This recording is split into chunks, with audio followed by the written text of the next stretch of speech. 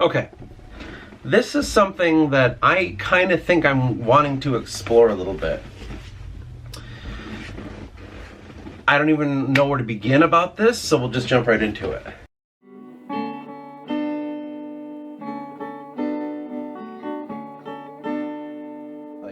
I don't really need to focus on it. Clean it up. The rainfall. Like the rain should. So it really starts.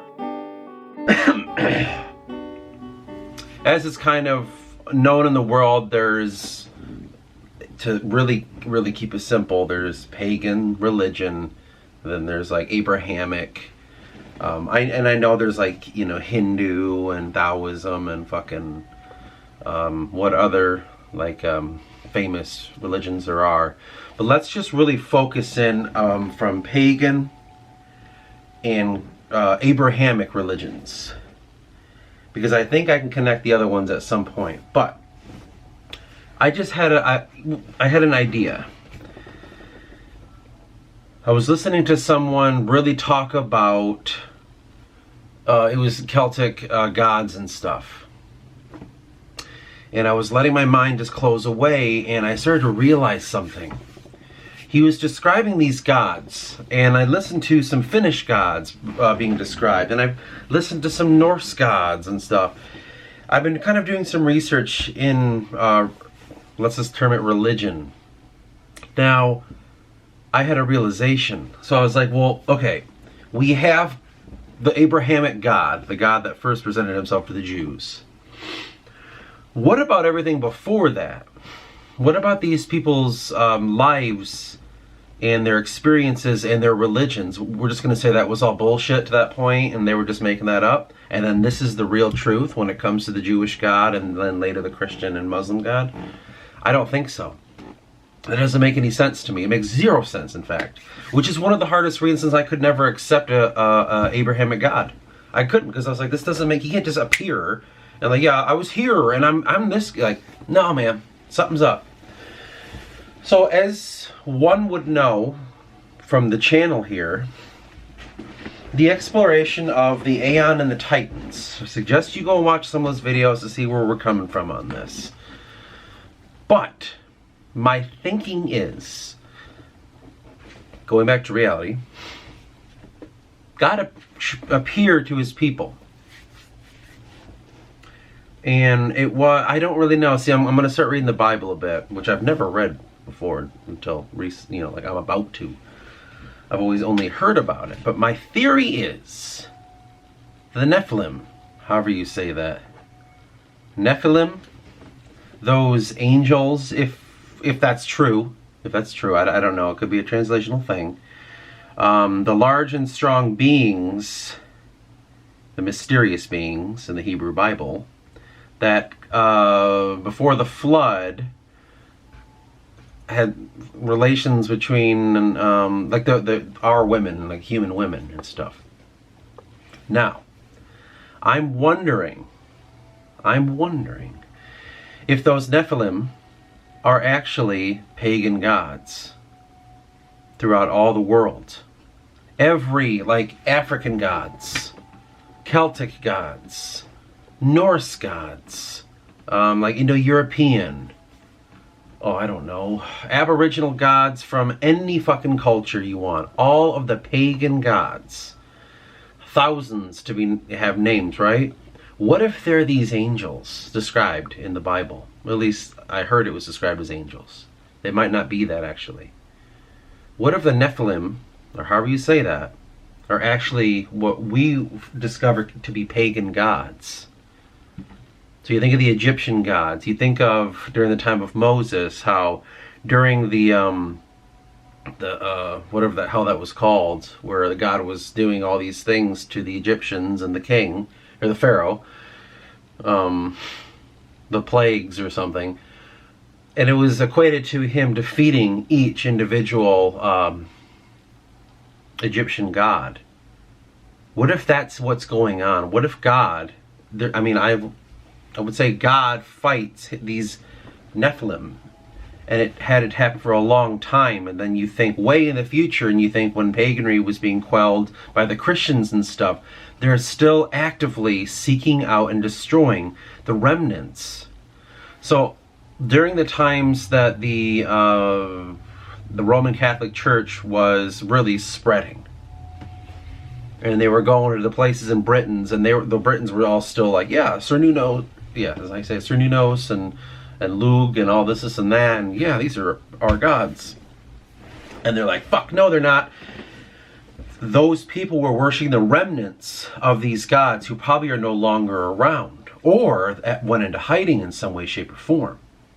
What if that's kind of what's going on? Again, all the pagan gods in the entire history of mankind's mythology, from Greek gods to Celtic gods to fucking Egyptian gods and Norse gods, Indo-European, whatever.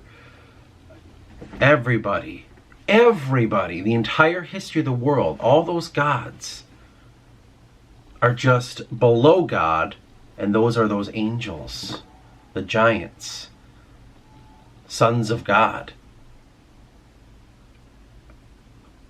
Sons of God, daughters of men. And then when they mixed with these women, they created something that I can't find quite yet. But maybe they made those heroes. You know, you think of, I don't remember, oh man, that was something. Was it Lug? No, I can't remember now. Like Celtic great heroes. And you think of like the stories of the Book of the Conquest of Ireland. And you think of the, oh my God, like, I don't know, the Tuatha De Danann, are they the sons of gods and the daughters of men? Sons of God, sorry, daughters of men. Or like Hercules and, you know, all those other major heroes and Achilles and all that. Is that what's going on this whole time? Like, do we think maybe that could be it? I don't know. I just want to pose that question. I mean, I can definitely explore it more, but my thinking is, it makes the most sense to me because in the book I'm making, that's kind of what I'm equating it to. But I didn't really realize it was the Nephilim this whole time. Because I was always like, okay, there's God, but there's a God from a God, and there's always a God underneath that God. And I was seeing the fractal nature of it all, and I was like, I don't know, there's just something doesn't make sense to me. There can't just be one God. That doesn't make any sense, I can't wrap my head around that. There's got to be something going on there. And so I was with the Aeon, I was always saying, like, they were gods to their beings, much like the Titans were to the Inaku, but they're not gods. They're underneath the All-God, the All-Father, if you want to even call them that. That might not be high enough to invoke the right words. The Father, the Holy One, the Lord. These angels, the Aeon and the Titans, are just beings underneath him. And the Titans went away from God because of the same reason that, you think with Lucifer and like his idea. He loved God so much that God cast him out. And even the only time he ever hears God is when God curses him, but at least God's talking about him. He's hung up on those words. He's so in love with him, right? That medieval, I think it was medieval idea. And then you think the Aeon, who were supposed to be the cleansers, were the ones that made people. And I just wonder if that's why we see races, and going back to real life, we see many multitudes of races of human beings. Because we're all kind of descendant and we've been shaped by this interaction. I don't know. This is probably something I will never be able to answer, but I definitely, now that I have a source, the Nephilim, like I didn't really see that connection. I didn't. It was weird, you think. But I mean, I've just never read the Bible. I never have. Never wanted to, and I have it sitting in front of me and I still don't want to. I'm like, God damn, I don't want to do this. Something is fighting that, But yeah, I couldn't stop but think to hear that. And something just clicked as I was laying there, because I was trying to fall asleep and I was listening to this stuff, and then I was like, wait a minute, the Nephilim. What if those are the pagan gods? And we still have worship of them all. We're going back to it, actually. Like, neo-paganism's a fucking thing, and it's really on the rise. I don't know if it's good or bad, though, because in that sense, it's bad. But there's two sides of the fucking story, is the thing. Bible doesn't present only but one side. It'll tell you some things, but at the end of the day, God is God, and He's the one that's right. And you get used to that. So there's no other side of the story. We don't have a perspective of the angels, we'll say. I know there's Paradise Lost right over here. Where is it? Where is it? Oh my gosh. As soon as I step up, and then I'm like, where is it? Oh, yeah, right there.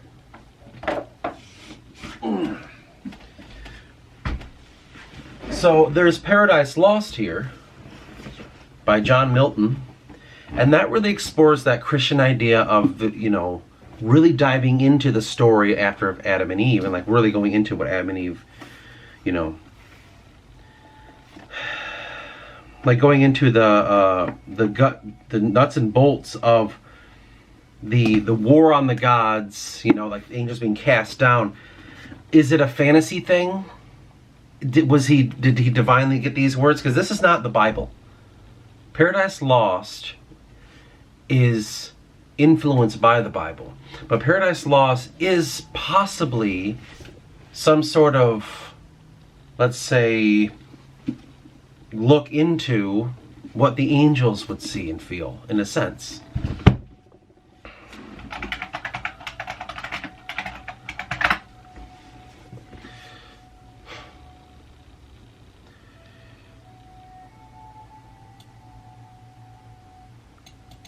So this was made in the 1600s. So this kind of animation of this. And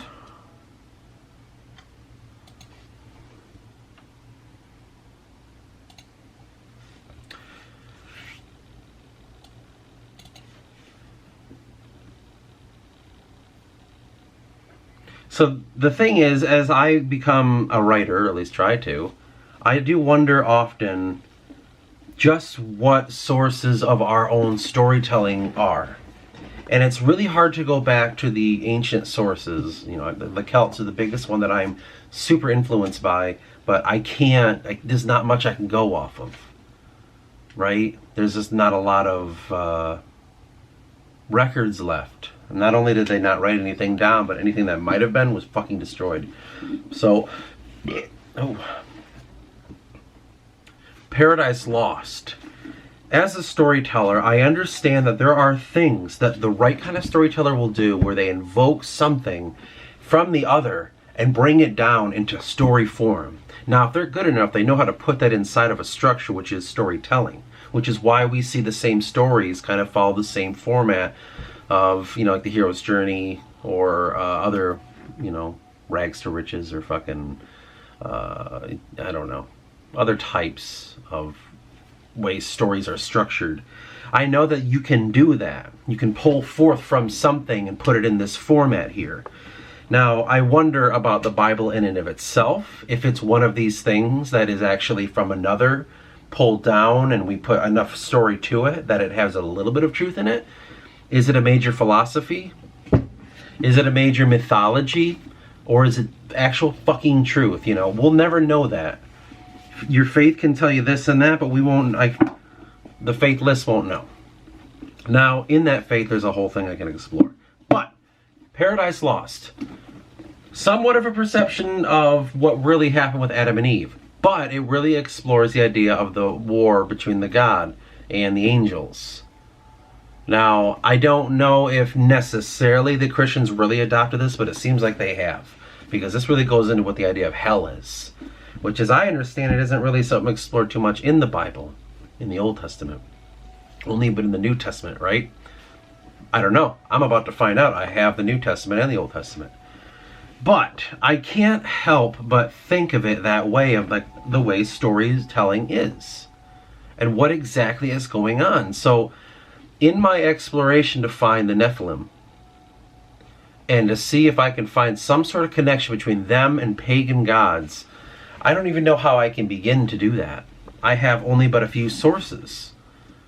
And the problem is I gotta find the ultimate right sources. But I'll have Paradise Lost, I'll have the actual Bible, and basically just kind of finding sources of other pagan gods and seeing if I can see any sort of fucking connection here. As to why I'm doing this, I couldn't tell you.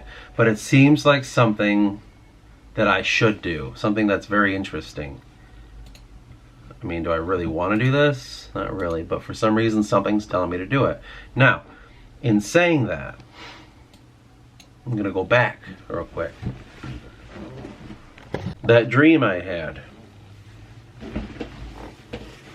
with what I think is Cernunnos, the horned god, the Celtic god that approached me and tried to bring me into the other world, in which he fucking did because we were in the dream world together, which is, I think, some sort of glimpse into what is a bridgeway, some sort of access point that you can, from there, access higher and not go to heaven necessarily, but it's like gets you on the road, if you will. It's the crossroads.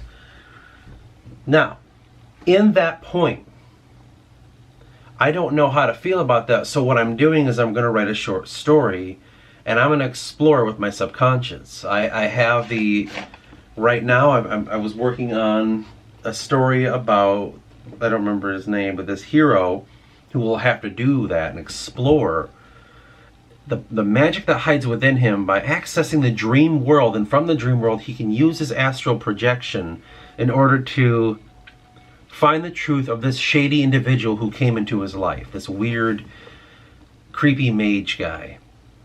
And he doesn't trust him, and so he follows him through the astral. And so what I'm going to do in that is I really want to explore the possibility of the realm of the dream is like a crossroads. From that point, if I can deter anything, I will have to study this, Paradise Lost. I will have to study the Bible and keep my ear open, which I found a very good channel. Very good channel, actually. But I will have to keep my ear down to the road, if you want to call it that, or to the winds, or however the fuck people say that. And listen. And just fucking listen. The channel's called CG space Dahlin. DAHLIN. I'll put a link in the description, or I'll put the at thing, like at this. He really goes into each religion, and he even goes into other things like numerology, the magic, spirituality, blah blah blah. Really cool stuff. Canaanite religion, Slavic, Celtic, Ophiism, Pythagoras, esoteric stuff, alchemy, the whole goddamn thing. And it's audible. There's a picture and you just listen, which is like kind of like what I like most. I don't like all these fucking visuals. They take you away, I think. Something that mankind's starting to lose. Now, I'll listen to those, I'll study these works, and if I can find some sort of source and see this connection, you bet your ass I'm gonna fucking really explore it in the actual main book with Eris and all that. Because the beautiful thing is, book 2, which I'll be writing sometime, whenever I find answers, will have to do with a lot of that stuff. What exactly are the Titans? What are the Aeon? I'm not afraid to go and flip this shit on its head. Because the whole point of the book that I'm writing is some sort of source to trying to find the fucking answers. Because I am so tired of looking around and saying like, oh, don't worry about that. Philosophy's got this covered, and thousands of years of people asking these questions. Like, nothing's new under the sun. We all think that the worship of Saturn, the worship of Baal is this, and that. And we think that the Judes, different people. We think the Jews did this, and then the Christians did that. Like, I know that this has been explored to hell, and the avenues have been run down very deeply. I get it. But not by me. You know what I'm saying? Like, I talked about in the last video, going to the source. Just because mankind has thousands of years got us to this point of thought doesn't mean that I should just begin here and go that way. Sometimes you have to come up through that. Why do you think I have the books of philosophy from the beginning of what we understand philosophy to be to the 21st century? Well, the 19th in that book, but I have another book that goes further. Because that's the fucking point. You have to go to the source to find how you got here so you don't have this jaded mindset. You know, science has a tendency to do that kind of stuff. The scientific method. Now, this fucking shit. To stay back on point, how can I combine all of this stuff? Whatever research I find when it comes to the Nephilim, when it comes to the Celtic god, or any pagan god, man, I really think I'm onto something there. It's just finding ways to not necessarily prove it to someone else. I'll post what I find, but it's not to prove to anyone, because I don't give a fuck what other people think. It's about what I find. And it's like, I have the sources. And it's gonna be fucking tough. But the only way I know how to take the information that I retrieve is to find the connection between things, and in that, put it in story form. I don't know how else to do it. That's my only way. So I can take my information, and the beauty of stream of consciousness writing is you let your mind go of all ideas that you want to have, and you let the fucking other realm enter your mind, and you just channel whatever. You have your pillars of truth. You have your pillars of understanding that it channels through. Those are the things at which I need to strengthen. So there's me as a human being, and there's the other realm of high information. Well, the fucking filter has to go through are the pillars of truth that I've established. So that means I need to research, and that means I need to strengthen those pillars. That means I need to let those channels be clear, but not jaded in an idea. Like, okay, like if you watch videos of a 9/11, the Twin Towers coming down, and you believe that it was an inside job, every video you see, you'll only see proof of that. If you believe it was terrorists in the fucking mountains who did this and shit, or whatever they say that was, you're only gonna believe that. I have to get rid of that, and that thing is called a bias. Those are within those pillars of, let's call them channels from God. Once those are cleared, we need to create a good structure. And from that good structure, do we have the way for it to filter through? Because this information that comes from the other realm is very unintelligible. You have to have some sort of structure for them to fall into place. And that's what symbolism is, right? The idea of saying the one all-seeing eye is a visual symbolization for an information that comes from the other realm that we can't determine. But this picture, if it falls into that, well, now we know, oh, the all-seeing eye, like God and this and that, you know, it invokes things. That's just kind of how we have to go about it. And for me, that's the only way that I know how to go forward with this venture, if you want to call it that. So, in short, I may have discovered a connection between God and the pagan gods. Because for the longest time, they make it seem like, yeah, I know, and paganry is just this bullshit, idol worship. They made these idols up that have to do with lunar cycles, and they have to do with, you know, human superstition, because, you know, if I kill this fucking animal to this god, the crops will be good, and the god of the sun and the moon, and they think it's formed from that. And it very well may be. But I don't think so. I don't think that just came from, you know, how could they have had anything else? Because all I knew was the sun comes up and goes down, and when they realize that there's a pattern to it, why wouldn't they attach a god to that? And then they start saying, and people realize this, and people realize that, and all of a sudden equinoxes, and when is the first frost, and all that. Why wouldn't you attach gods to that, right? Then over time, Christianity, it would be Judaism became a thing, and they just denounced all of that. Now, is that some sort of fucked up game that the Jews are playing? Whoever these people were, this cult these Zionists? Or did somehow the real God finally say, okay, after the flood, here we go. I'm only going to focus on these people, these Jews. And then Christ comes down, he's like, and then everyone else. Do you know what I mean? And I'm not trying to bash it, but it's so narrow. God only focused on the Jews. Fuck everybody else. Those were always Gentiles, and they were always nothing, so fuck them. They don't really matter. God made them, and he wanted them to multiply. Then he went and made Adam and Eve, who are what Jews derive from, maybe. You could believe that, sure. I just have a hard time with that, man. That's where it's like, that's where in that video I was talking about how I couldn't get into that Jesus Christ stuff or Jew kind of beliefs. I can't do it because it just feels fucking weird. Either that's some sort of weird conspiracy the Jews made all those years ago for some weird fucking reason that I'll never know, or God finally just chose certain people, and maybe that means he's not the highest God, he's just the God of the Jews. I don't know. And that's what we're gonna fucking explore. The idea behind the Aeon and the Titans, that is the whole point of that in the story. That's not, I mean, yes, I needed some sort of mythological background, like how Tolkien really kind of copied a lot of the Finnish mythology and use it. It was partially to like, well, you need to have that there if you want people to believe this world exists.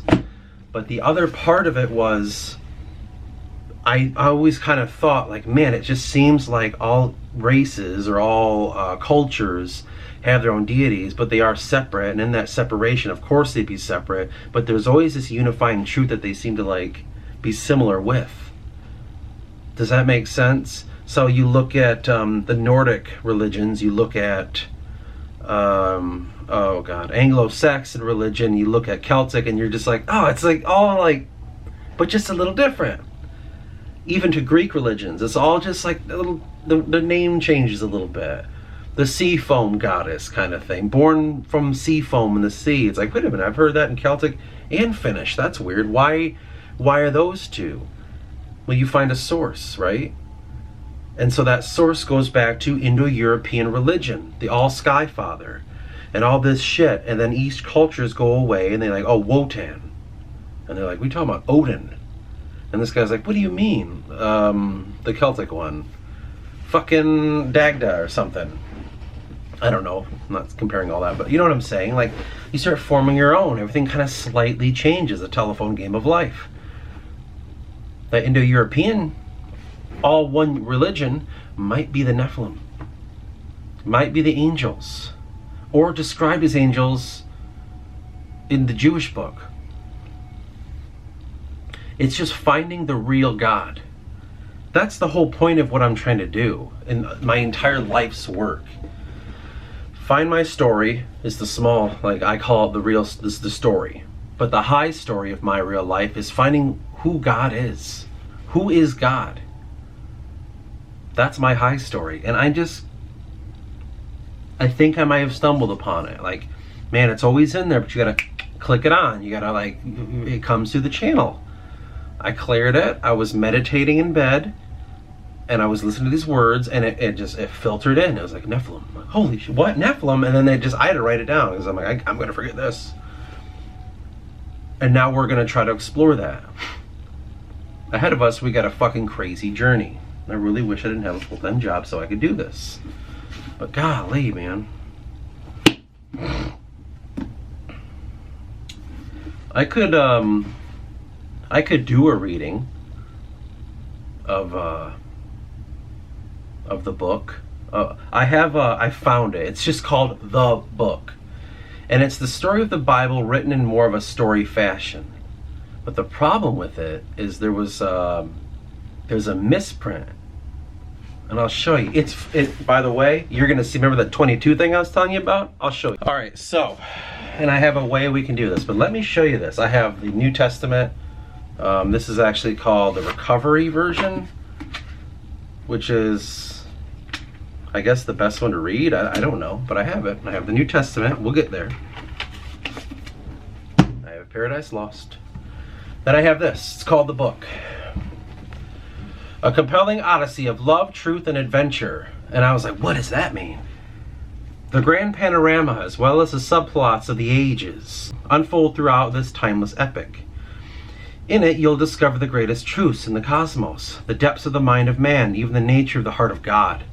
From a man willing to leave all he held dear for a destination that he did not know, to another driven by searing passion to commit murder and possess the one thing his riches could never purchase. You know this book, if only by reputation, yet it's more than you imagined. The Book, also known as the Bible. When I read that, I was like, oh, I was like, oh my God, finally found a really good book. Written in an easy-to-read style with 20 pages of pertinent background information. Insightful notes to help you follow. Okay, whatever. I got it because I was like, cool. And I got this years ago, right? I didn't know it was the Bible. I just thought, oh, wow. But then I saw that. Now, here's the fucking thing. If you remember me saying that 22 number in my life, I'm like, God damn it, I can't, it won't leave me. It just appears in places. I made a video recently, it was 2221, and I was almost pissed. But 22 just follows me, this number. It's everywhere. And I can't get away from it. And I don't understand it, right? That I've talked about it before. Just look at the old videos. This is fucking crazy. I was born on 6/22. June 22nd is my birthday. I believe it's one day after the equinox of the sun, of the father, right? June 21st is the summer solstice. I was born one day after the summer solstice, okay? It's God, you know, there's a whole fucking thing there that I can get into, but man, do I feel the weird phenomena. I'll just say that. 22 has been following me around ever since. The first day of the summer, like after the summer solstice, the sun was at its highest point. Now it's going to get lower from that point. And I'm the first day of that lowering. The rebirth, if you will, okay? Now, the book is obviously broken in the same as the real Bible. Okay? So it begins with Genesis, right? And it goes through each chapter. Genesis 1, Genesis 2, Genesis 3, right? Here's where the mistake happened. I want you to see, and they made the numbers nice and big. Genesis 6, all of a sudden, Numbers 22. 6:22. Now, that kind of goes on to Leviticus a little bit. And then, or sorry, not Leviticus. It goes in from Numbers 36 to Deuteronomy. And then it goes in Deuteronomy. And then all of a sudden, it jumps back in. So from page 6 to page 39, we have Numbers 22 to Deuteronomy 9. Then bam, it jumps right back into Genesis again. And then the story starts at Genesis 35. So we're missing from Genesis 6 to Genesis 34.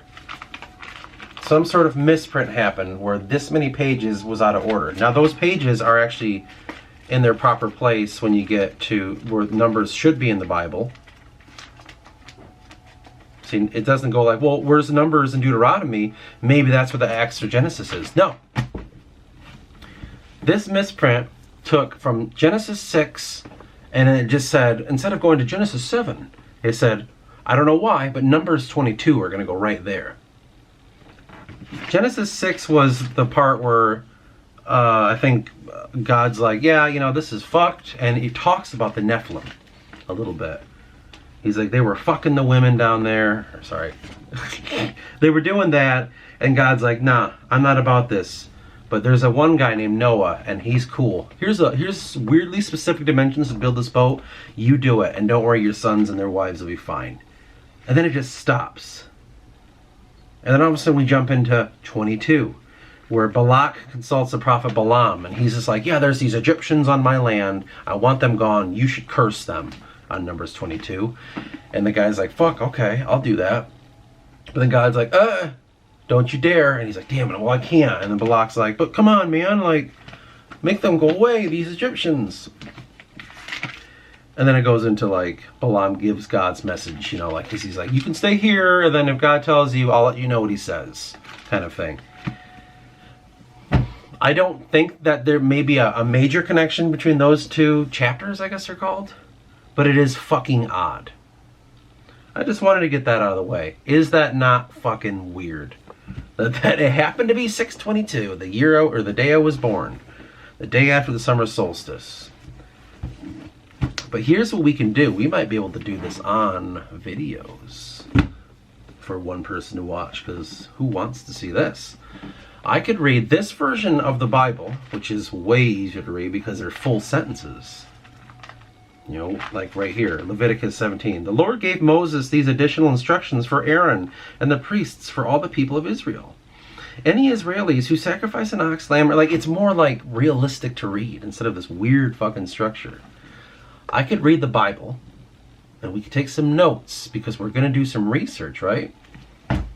Then, when the Bible stops at the Old Testament, we'll pick up with Paradise Lost. And from Paradise Lost, we'll finish that. This is going to be a year from now. Boom, we jump in the New Testament. In that order, for you would be this. In this order. The Bible, Paradise Lost, New Testament. What about the Talmud? What about like the unwritten, the written laws of the... Yeah, well, I can. Oh. I have the Talmud right here. I could get into this shit too and be like, let's get into the weird Talmud shit. I don't know anything about what the Talmud even is. But we can. We can study the source of the Bible and all of its elements. Theological studies. And I might just do that. Because in the end of the day, I'm searching for the pagan gods. And I might have to go through the Bible to find them. We'll see. We'll see. I might do that. If I record it, that means I'll actually make myself read it. And maybe that's a good thing. Because if I wasn't recording myself, then I'd be like, I don't want to do it. And, you know. So I'm going to record myself fucking do it. That way I have to fucking read it. So, we will be beginning. Oh boy. The theological search for pagan gods.